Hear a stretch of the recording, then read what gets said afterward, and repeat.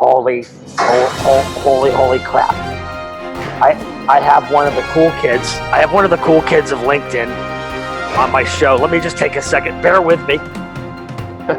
Can you do your how you do it? How you do your beginning? How do you do that? Let's see. Everybody's got like 1, 2, 3. Scar. Okay. There we go. It's like the '90s genre of big band music. You don't remember the '90s? You were maybe 20 months old, for God's sakes. That's true. That's true. So, you for people that don't know you, they've been living under a rock. You started creating content when you were 2.5 years old, right? Yeah, that's right. And you've been on LinkedIn. You even got in the presentation at one of the conferences, right? They had your video in there. Maybe I don't know. Yeah. Jeff Wienerschnitzel, who I think runs it. I think that's his name. I'm always never sure. He got it. Wienerschnitzel. He had a slide, and you were in the background too. And I thought, oh, see, he's a cool kid. So what's the pressure of being a social media cool kid? Now, put your face in the camera there. We're losing half your head, for God's sake. Yeah, we're losing it. I'm What's laughing over here. Tell people what a day in the life of the cool kid is. Oh, well, I don't know if I'm a cool kid, but I guess you called me that. Don't play humble with us. You do these tease announcements for 4 months at a time. It's true. Do content and you run away. You're like you want to trigger everybody's abandonment issues. But so go ahead with explain how tough it is being a cool kid. You wake up, what time? 2:00 in the afternoon? Yeah, wake up, around 9 these days. I wish it was a little earlier, but Give us a day in the life of John. Sure.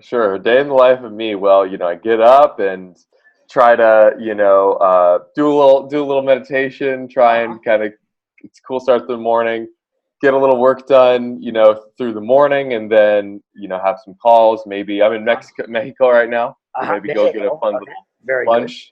So margarita time comes up very soon. Margarita time, exactly.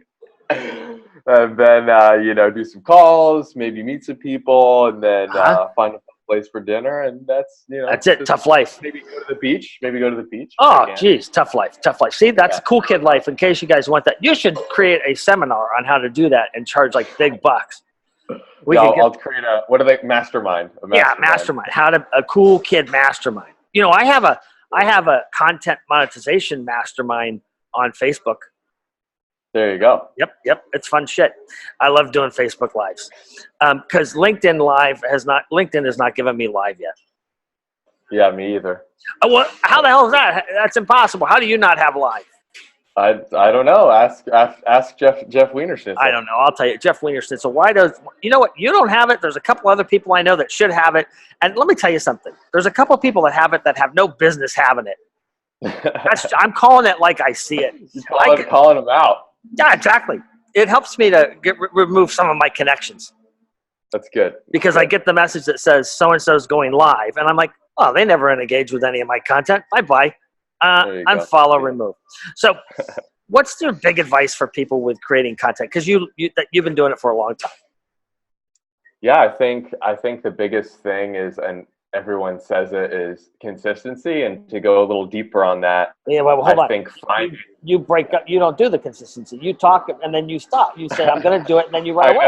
That's your consistency. Wait, that's your consistency. That's your hook. I come and go away. I'm going to date you. I'm not going to date you. I'm going to date you. I'm not. Yeah, okay, I got it. That's a smart play. So consistency.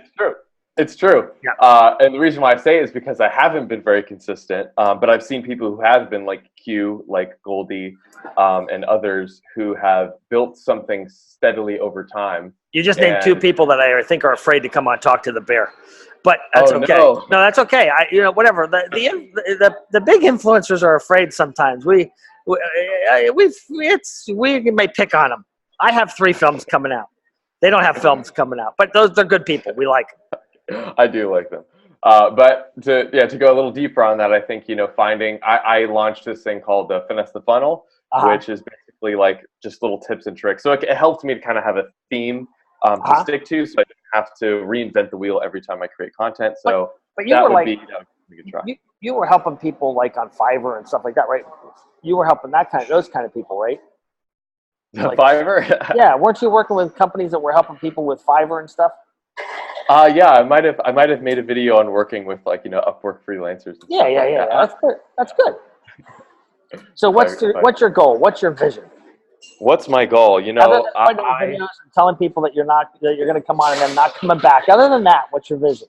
other than disappearing on you all. Yes. My goal is to eventually get to the point where I can create content that is, HBO, Vice, Netflix level quality. That style. But obviously, it's a long path. So I'm taking that first step on the 10,000 step. No, you can do that. You got the brain to do that, and you got the glasses, and you're with the cool kids. There you go. Just start having some parties, and then you'll have all that. That's how all that stuff got started. Just some parties, and then they started making films. I want to thank you for coming on season 3 of Talk to the Bear. Sure thing. I'm glad I could be here. You're awesome. And everybody, make sure you follow this guy, because every 3 months he's going to come on and tell you he's going to do something, and then he's going to leave and then come back. But he's awesome. There you go. Ditto. One last. Give him one last. Ska! There you go.